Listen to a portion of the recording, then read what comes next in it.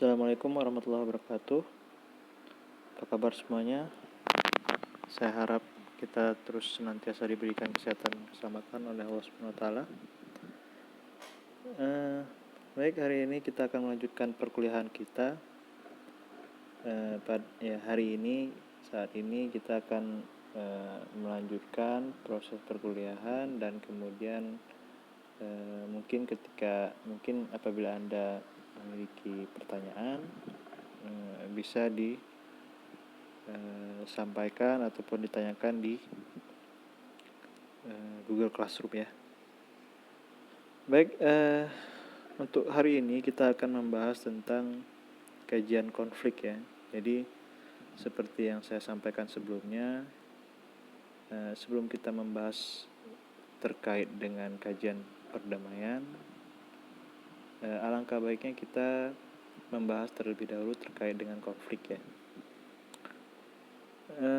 Baik, jadi pertama kita mencoba untuk menelaah apa sih itu konflik ya. Konflik ya, jadi konflik itu sebenarnya bisa dikatakan perseteruan, pertentangan antara dua pihak atau lebih yang mempunyai kepentingan berbasis aspek material ataupun imaterial. Jadi aspek material itu sebenarnya hal yang tampak ya, yang bernilai, ada nilai-nilai yang kelihatan. Sedangkan imaterial itu hal-hal yang berbau ideologis, berbau pemikiran yang tidak tampak di permukaan, yang tidak tampak lah produknya. Kemudian secara filosofis, bentuk konflik itu dibagi dua. Pertama, ada konflik yang konstruktif. Konflik konstruktif itu yaitu keadaan konflik yang disalurkan dalam bentuk sebuah kompetisi, ataupun persaingan yang memiliki aturan yang tangible itu nampak nyata, ataupun intangible yang tidak tampak, yang tidak bisa dikatakan tangible ataupun intangible ini sama halnya mungkin ketika melihat pada konteks masyarakat yang memiliki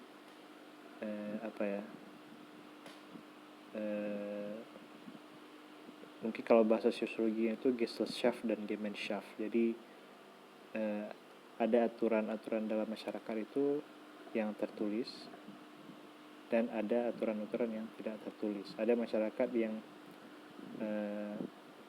condong pada konteks Gesellschaft, ada yang pada Gemeinschaft. Yang Gesellschaft itu biasanya masyarakat urban, masyarakat bernegara ya. Jadi memiliki aturan-aturan yang tertulis yang dijalankan secara legal formal. Sedangkan Gemeinschaft itu ya masih berbentuk norma-norma, nilai-nilai yang harus diikuti oleh masyarakat. Apabila tidak diikuti maka akan ada sanksi. Nah, sanksinya tidak seperti dalam konteks hukum positif yang kita pahami ya. Jadi ketika disanksi pada konteks masyarakat itu kan ada sanksi sosial, ada sanksi macam-macam lah, sanksi ada, sanksi ini, sanksi itu. Nah, itu pada konteks yang intangible, yang tampak, yang tidak tampak ya, yang tidak baku. Nah, kemudian membatasi pertentangan tersebut dalam koridor yang disepakati bersama. Nah, artinya konflik-konflik konstruktif ini konflik yang sehat ya. Jadi sehat itu artinya ketika ada persaingan ataupun pertentangan tapi disalurkannya itu secara baik-baik. Bentuk konflik yang konstruktif itu bisa dilihat seperti katakanlah misalnya pertandingan bola, sepak bola misalnya. Jadi pertandingan sepak bola itu adalah konflik sebenarnya. Ini konflik kepentingannya itu kan sama-sama ingin menang. Kedua tim sama-sama ingin menang, ataupun kedua tim sama-sama ingin menang. Dan kemudian berjuang untuk merebut kemenangan. Nah, tapi dalam proses merebut kemenangan itu ada batasan-batasan yang diikuti. Ada frame yang harus diikuti oleh kedua belah pihak. Ya.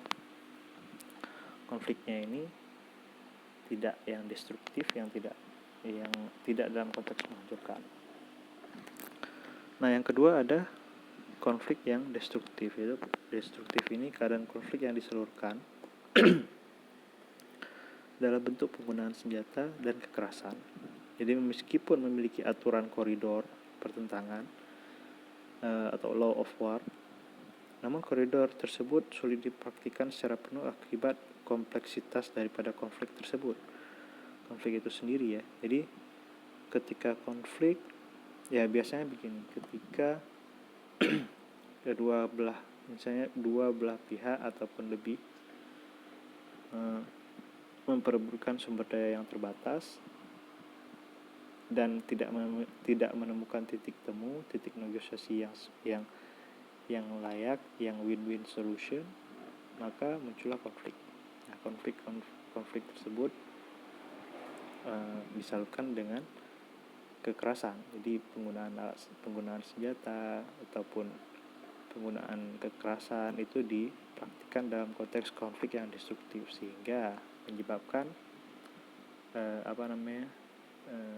kerugian fisik ataupun kerugian ekonomi ataupun kerugian sipil politik dan macam-macam yang menimbulkan berbagai hal, menimbulkan kerugian dari segala aspek kehidupan masyarakat.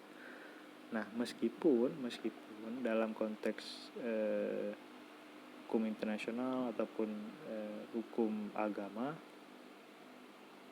ada batasan yang dibuat gitu. Misalnya kalau di Islam itu kan perang itu ada apa istilahnya ya?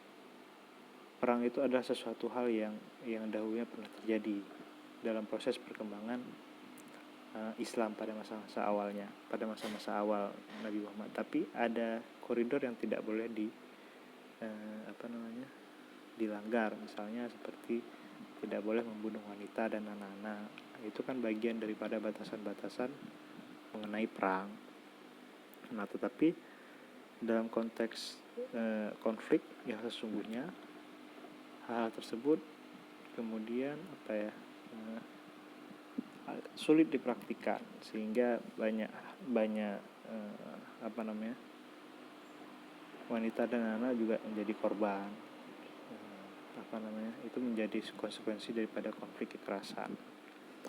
Nah, dalam kajian ini konteks konflik yang dimaksud itu cenderung bersifat destruktif berbanding konstruktif ya. Sebab-sebab konflik. Jadi kalau melihat pada konteks sebab lahirnya konflik itu bisa dikatakan secara umum terbagi dua ya. Jadi pertama ada conflict of ideas ataupun bersumber dari aspek material, dan kedua adalah conflict of interest, yaitu bersumber daripada aspek material. Nah, tapi jangan salah juga ya, seringkali narasi konflik yang hadir di tataran permukaan bukanlah sumber konflik yang sebenarnya, melainkan bagian dari taktik pihak-pihak yang bertikai untuk menarik simpati masyarakat atau entitas lainnya. Ini perlu digarisbawahi. Maksudnya begini, banyak konflik kekerasan yang ada di seluruh dunia yang tampak pada permukaannya itu adalah menggunakan narasi-narasi yang bersifat untuk menarik perhatian sebenarnya, bukan pada konteks sumbernya. Banyak hal, misalnya ketika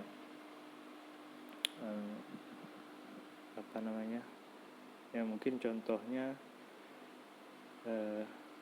Thailand Selatan misalnya. Thailand Selatan itu konfliknya itu sebenarnya konflik bisa dikatakan antar etnik ya, antar bangsa, karena yang berkonflik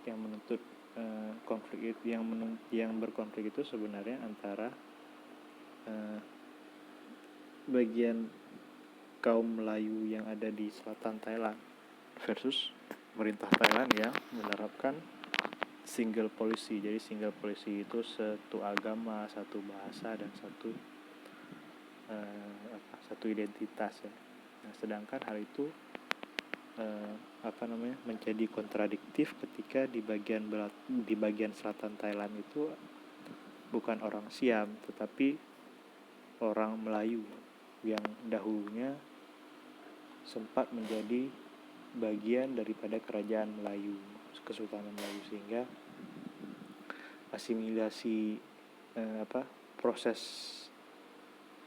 integrasi masyarakatnya di Thailand itu yang pemerintah usulkan adalah proses asimilasi. Berbeda dengan, jadi proses asimilasi itu kan menghilangkan kebudayaan lama dan memasukkan kebudayaan baru. Nah, sedangkan mereka tidak mau, mereka ingin identitasnya itu tetap terjaga. Jadi karena di sana ada single policy, satu agama, satu bahasa, satu identitas, Siam kan. Hal itu menjadi clash karena kan satu agama resmi di Thailand itu kan agama Buddha. Jadi ketika masyarakat Melayu ini dipaksa untuk menyesuaikan dengan konteks agama Buddha, bahkan sampai nama-nama mereka juga harus dirubah dari nama Melayu menjadi nama Thailand. Jadi hal ini menjadi konflik tersendiri. Jadi bisa dikatakan ini konflik identitas. Meskipun kemudian dikaitkan di dunia luar, dikaitkan ini sebagai sebuah bentuk separatis ya, ataupun yang selama ini muncul pasca 2001, pasca pengeboman WTC itu kan yang muncul itu bahwa ini kan bagian daripada jaringan teroris. Dahulunya tidak, tapi ya itu bagian daripada pembebasan. Saat ini dikaitkan dengan teroris. Dan juga yang lain-lainnya, mungkin seperti contoh lainnya seperti di Palestina misalnya. Palestina kan yang muncul ke permukaan adalah konflik antar agama gitu, antar Islam dan Yahudi.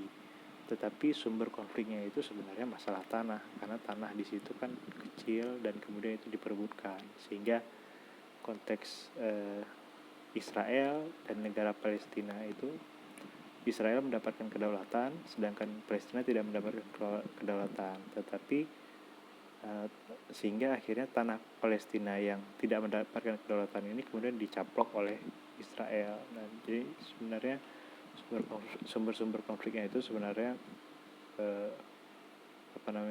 sumber-sumber konflik sebenarnya itu kemudian tertutupi oleh taktik ataupun strategi yang dimainkan dalam konteks konflik ya, para aktor konfliknya. Dan mungkin di Aceh juga seperti itu, konflik Aceh juga seperti itu.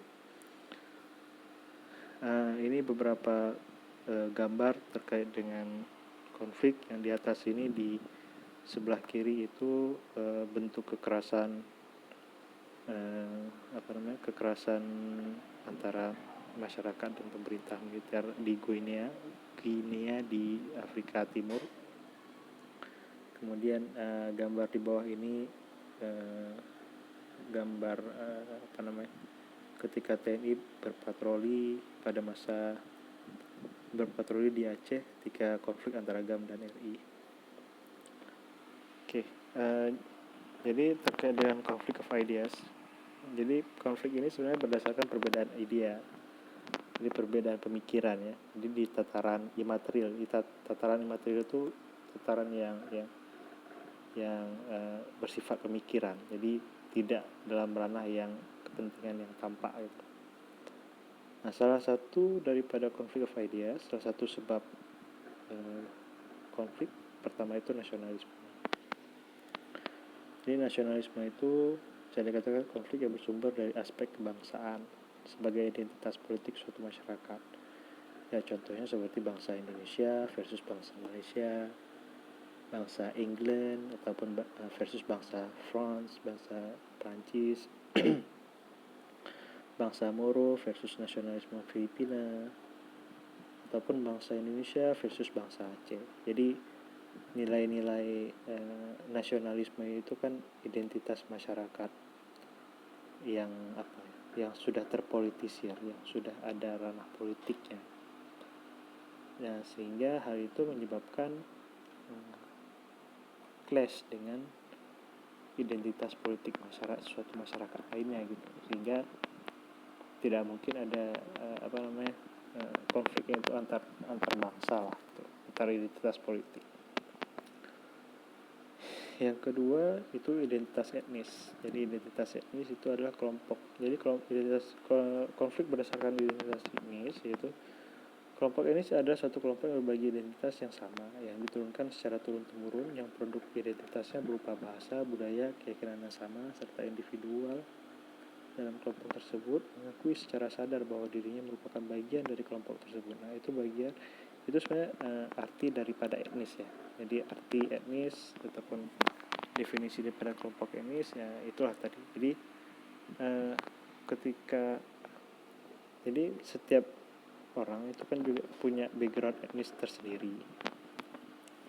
Kalau di Aceh, ada Gayo, ada Alas, ada Tamia, ada Melayu Tamiang, ada Devayan, macam-macam.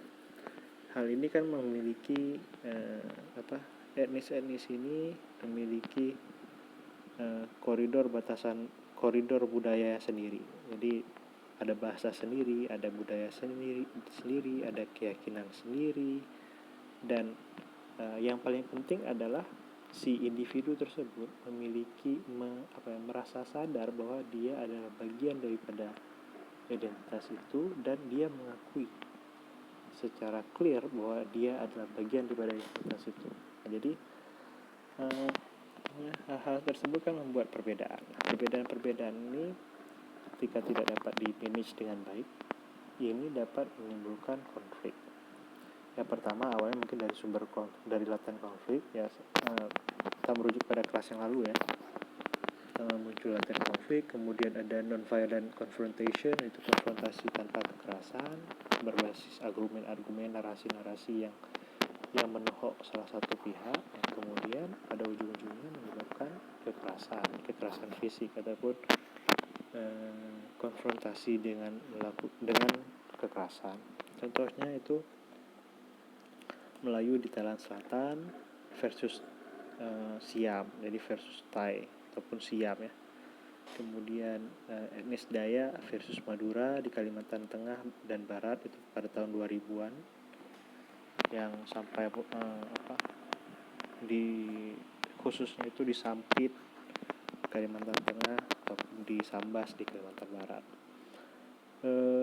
Kemudian ada etnis Kurdi versus Arab di Irak. Jadi Kurdi dan Arab itu sama-sama tinggal di Irak. Jadi Kurdi itu kan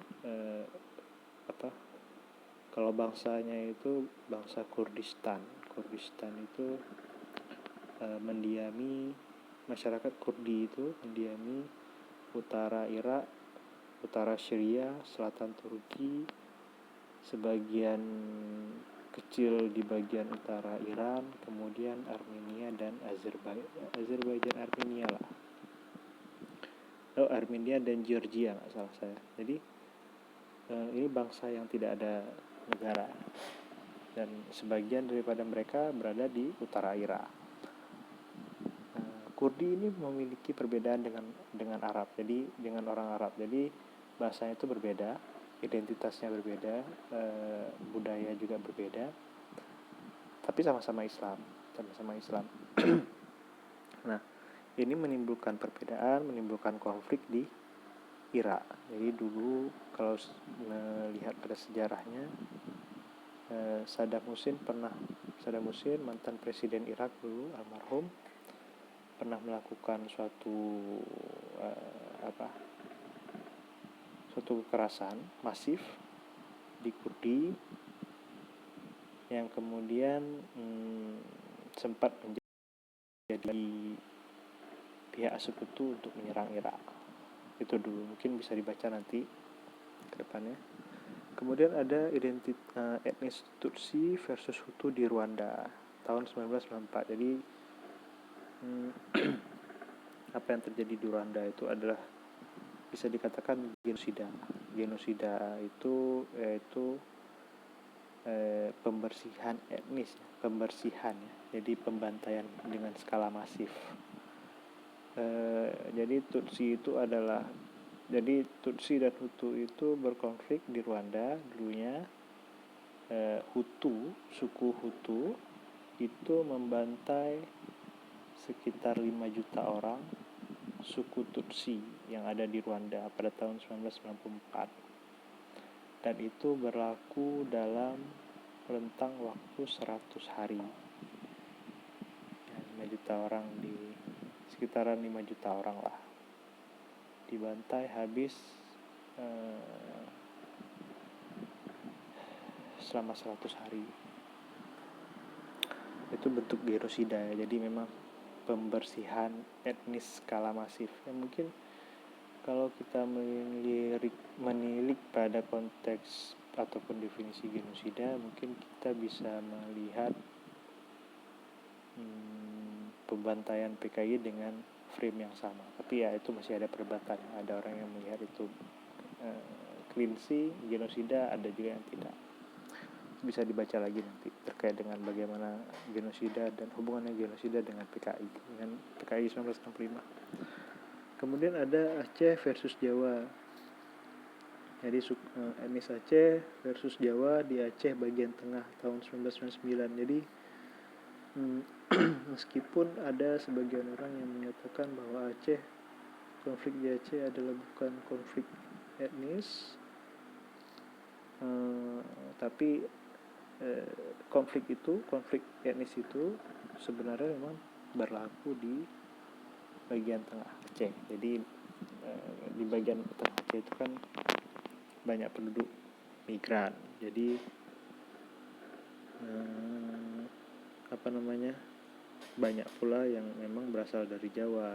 Jadi sehingga mereka karena mungkin merasa terdesak karena kondisi konflik, sehingga mereka melawan, sehingga muncul konflik antara orang Aceh dengan orang non Aceh di situ, terutama orang Jawa lah di Aceh bagian tengah.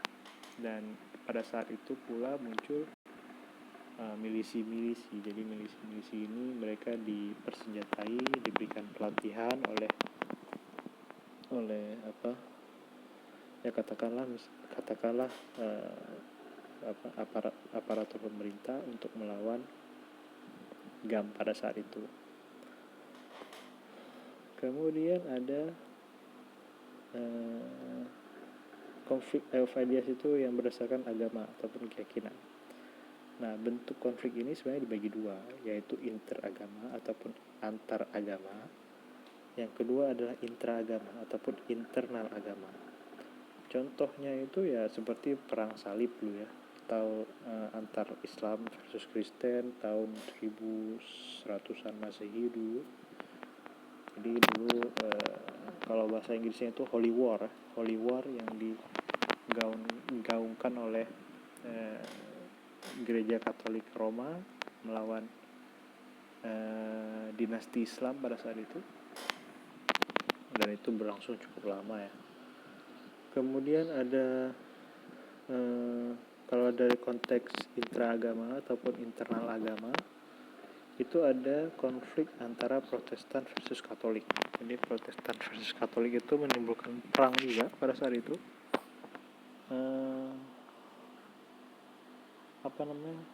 Jadi dulu kalau misalnya kalau para sarjana politik itu pasti tahu namanya Treaty of Westphalia. Treaty of Westphalia itu 1648. Jadi perjanjian of Westphalia itu lahir pada tahun 1648. Perjanjian Westphalia itu muncul akibat adanya perang. Sebuah perang, nama perangnya itu 30 Years of War. Perang 30 tahun. Nah, perang 30 tahun itu antara negara-negara Katolik versus negara-negara Protestan. Jadi itu menimbulkan konflik juga, tapi itu identitas dalaman Kristen. Jadi identitas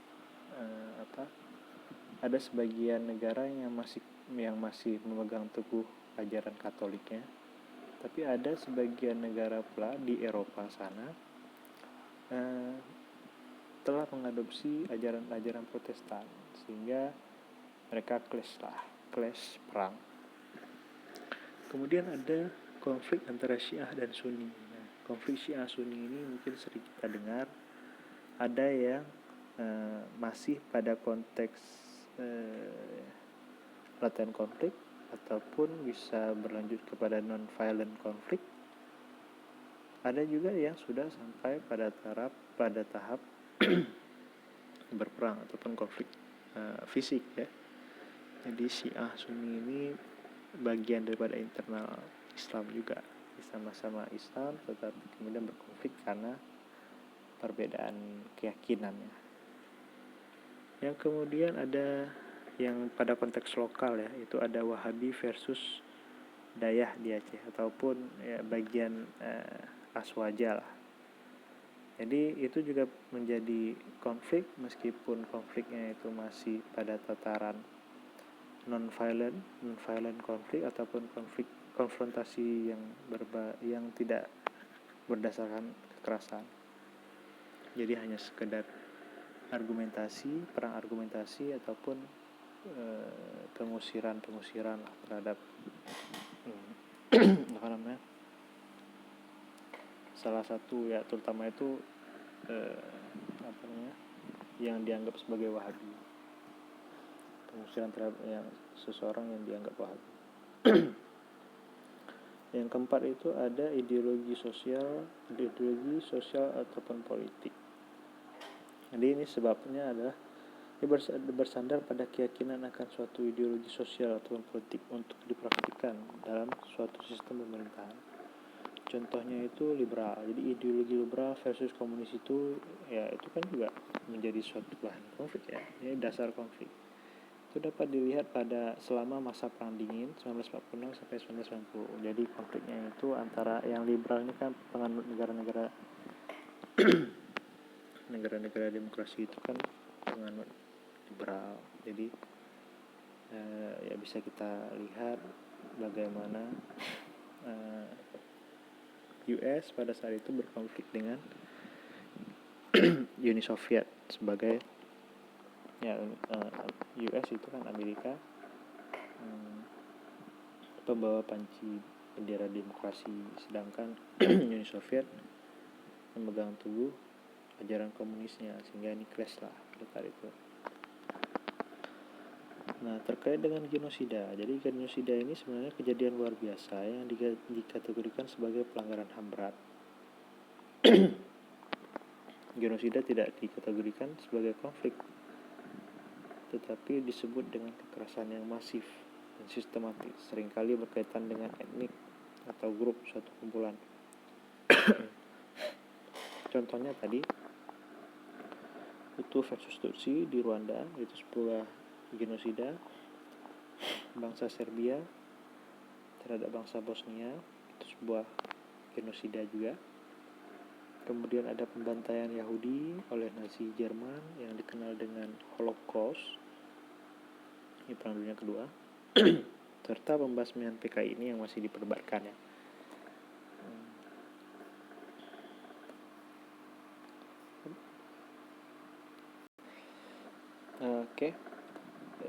Kemudian ada yang kedua itu ada konflik of interest ataupun konflik yang berdasarkan perbedaan kepentingan ataupun dari sisi material ya, jadi kelihatan, tampak ya, kepentingannya itu nampak.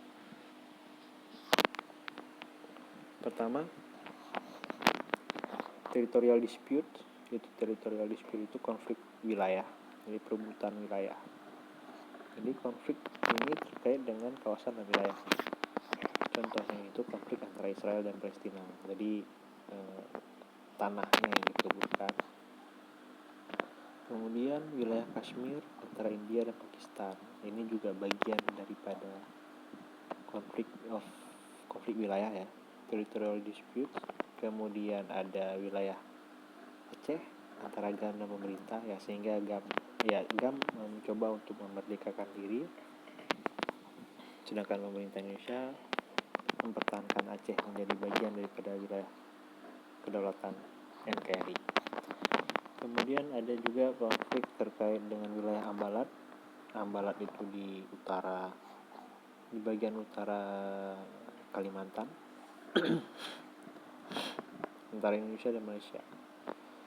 Kemudian juga ada konflik wilayah Laut Cina Selatan antara Cina, Filipina, Vietnam, Malaysia, Brunei, Indonesia, dan Thailand. Ini yang belum selesai sampai saat ini. Masih ada klaim-klaim, Cina mengklaim, Filipina mengklaim, Vietnam mengklaim, beberapa batas wilayahnya yang sampai saat ini belum selesai ya. Itu contoh-contohnya. Yang kedua itu ada konflik, jadi yang disebabkan oleh upaya untuk mengontrol pemerintahan, ya seperti kudeta lah. Ini percobaan pengambilan kekuasaan oleh suatu kelompok ataupun kudeta itu namanya, yang dilakukan oleh pihak internal ataupun eksternal.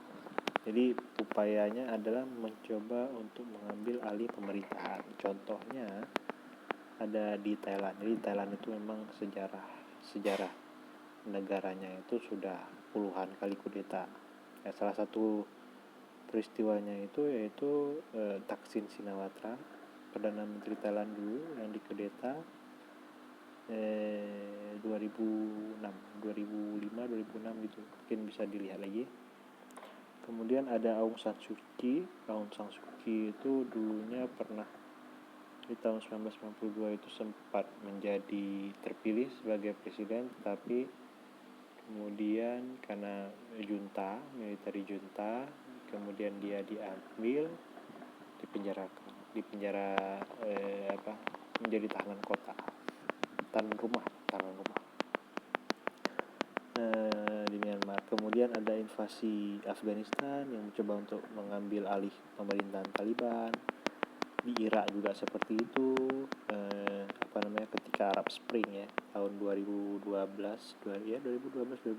gitu, kemudian ya mengambil tentara NATO sekutu mencoba untuk mengambil alih pemerintahan Libya yang sampai saat ini masih kacau balau. Irak juga seperti itu. Irak, Afghanistan, mungkin Irak agak lebih mendingan dibandingkan Libya saat ini. Kemudian ada ekonomi konflik ya. Jadi ekonomi konflik ini konflik ekonomi jarang sekali berujung pada penggunaan use of force. Jadi konflik yang berbasis ekonomi itu jarang berkonflik ya. Jadi apalagi dalam konteks globalisasi yang mengedepankan integrasi ekonomi secara global seperti sekarang ini, itu memang jarang sekali terjadi konflik akibat konflik ekonomi itu, kecuali dalam konteks perdagangan yang tidak sesuai dengan hukum internasional. Jadi seperti drug trafficking, human trafficking, ataupun hal-hal yang berbau konteks black market lainnya. Jadi mungkin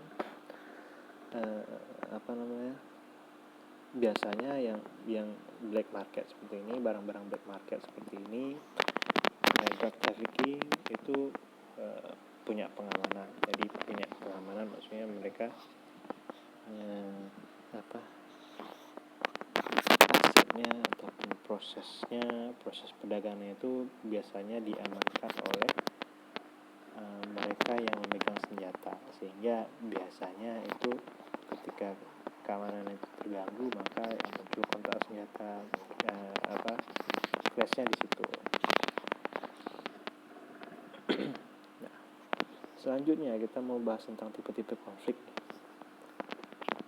Jadi tipe-tipe konflik itu pertama bisa dilihat pada yang pertama itu konflik bersenjata ataupun armed conflict.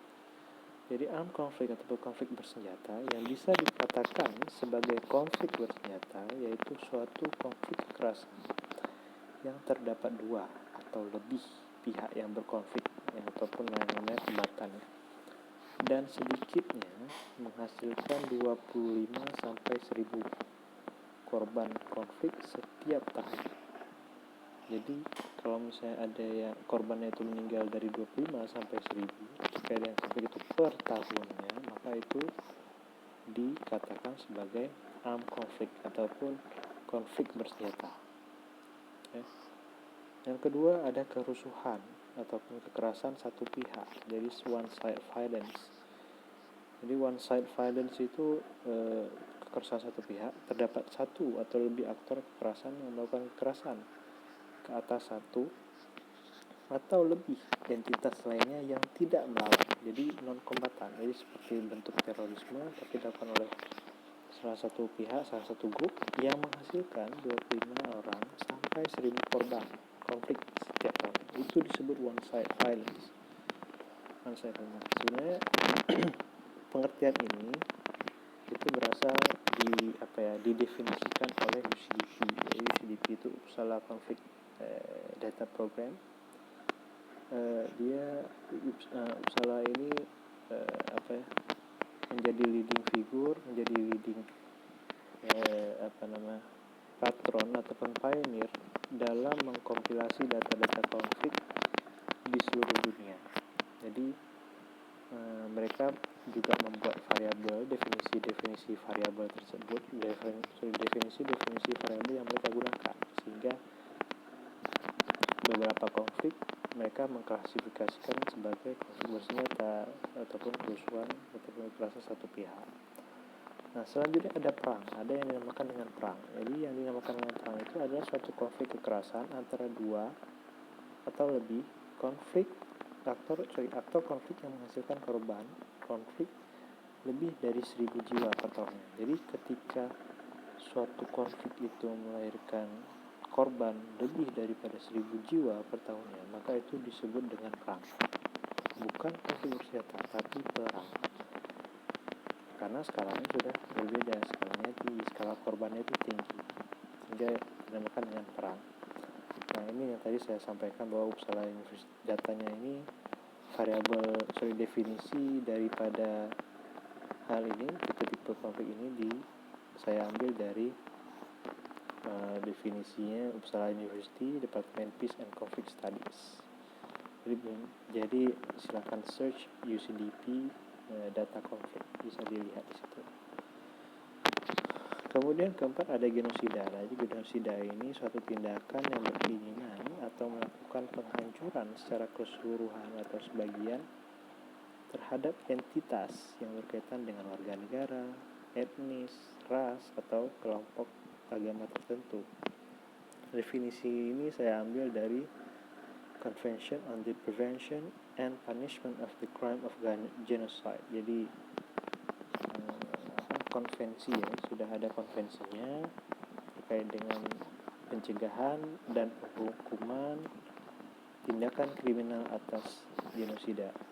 Jadi konvensi itu kalau di dalam ranah hukum internasional itu levelnya dia masih soft law. Jadi soft law itu bisa diikuti, bisa tidak ya, di hukum internasional nanti bisa belajar lagi terkait dengan hukum internasional.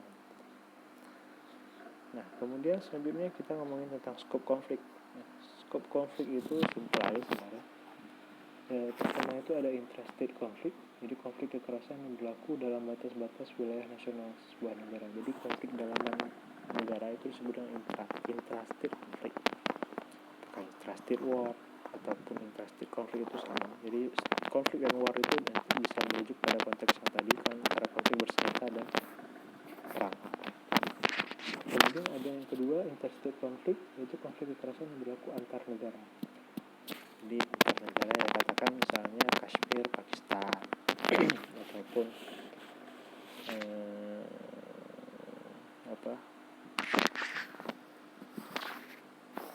Korea Selatan, Korea Utara, ataupun ya macam-macam ya, Rusia, Georgia, itu kan antar negara. Kalau yang negara tadi intrastate tadi seperti ya GAM versus RI ataupun OPM versus RI ataupun Thailand Selatan versus pemerintah Thailand dan macam-macam. Yang ketiga ada extrastate konflik. Jadi extrastate konflik itu adalah konflik kekerasan yang awalnya berasal dari dalam sebuah negara, kemudian menyebar keluar negara dan melahirkan konflik yang baru dengan entitas yang berbeda, atau konflik yang antara aktor non-negara dengan aktor negara di luar batas-batas wilayah. Nah, contohnya itu mungkin ada sebagian kalian yang pernah mendengar tentang ISIS ya. ISIS itu Islamic State of Iraq and Syria. Jadi ISIS itu kan berada pada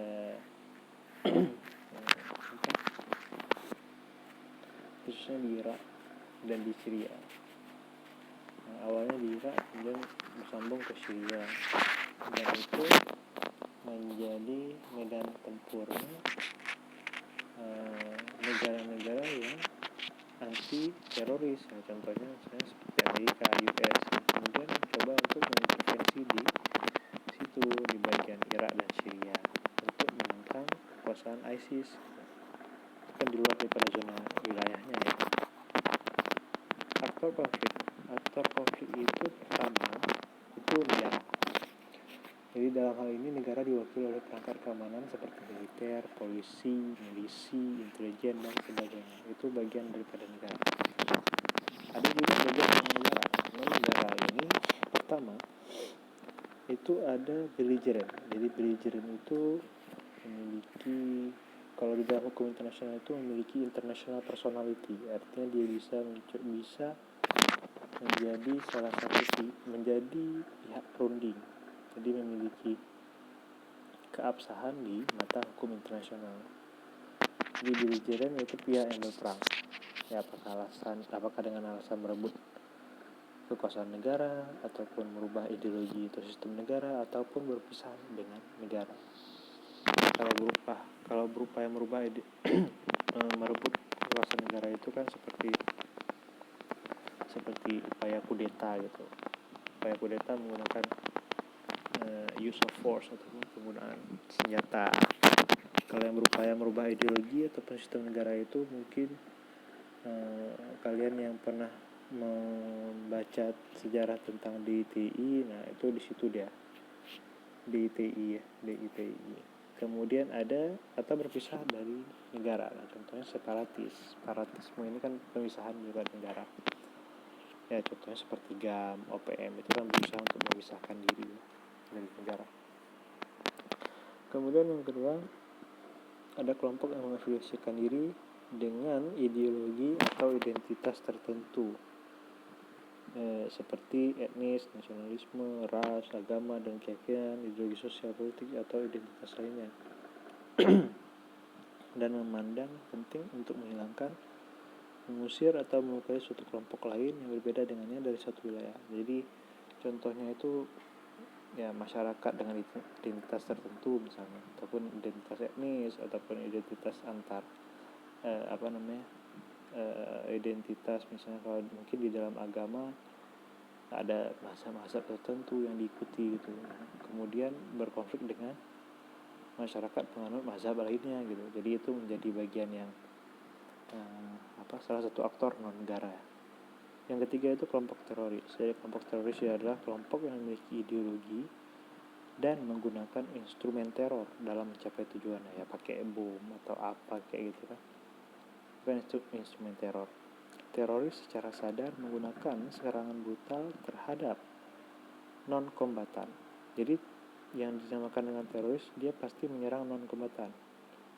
Kalau tidak menyerang non-kombatan, itu bukan teroris namanya. Karena non-kombatan ini kan sipil tidak bersenjata ya. Nah, ketika mengganggu, membuat teror terhadap masyarakat sipil, maka dia sebut dengan teroris. Dengan tujuan untuk menyebarkan ketakutan yang dikemas sebagai bargaining chip, jadi sebagai alat tawar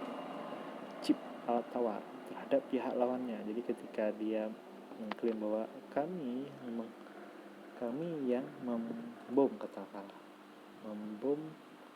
mengebom gedung ini. Nah, ketika dia klaim bahwa dia yang menyatakan seperti ini, pada dasarnya dia menyampaikan bahwa jangan main-main dengan kami, ikuti perintah kami, kalau tidak maka akan ada teror selanjutnya. Nah, itu bargaining chip yang ditawarkan oleh teroris.